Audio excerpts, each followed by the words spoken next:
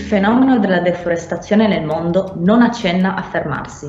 Solo nel 2017 abbiamo perso circa 29,4 milioni di ettari ricoperti di foreste.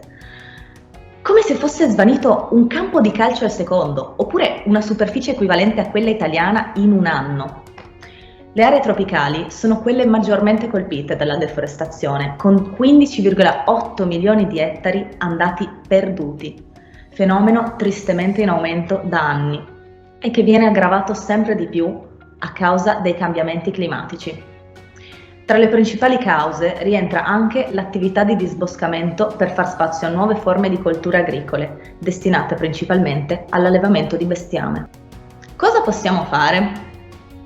Ridurre il consumo di carta. Possiamo evitare di stampare biglietti o documenti e utilizzare il telefono quando possibile. Se proprio non riusciamo a fare a meno della carta, possiamo sempre acquistare quella riciclata. Pulire i parchi e i boschi locali in modo da sostenere l'ecosistema dello spazio verde locale. Mangiare meno carne. Infatti ricordiamo che la principale causa di deforestazione rimane l'allevamento di bestiame e la coltivazione di vegetali per produrne mangimi.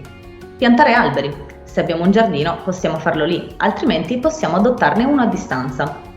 Supportare associazioni come ONG e organizzazioni che lottano per preservare le foreste del nostro mondo. Per approfondire questa e altre tematiche sulla sostenibilità, iscriviti al corso di base sullo sviluppo sostenibile di UniUd.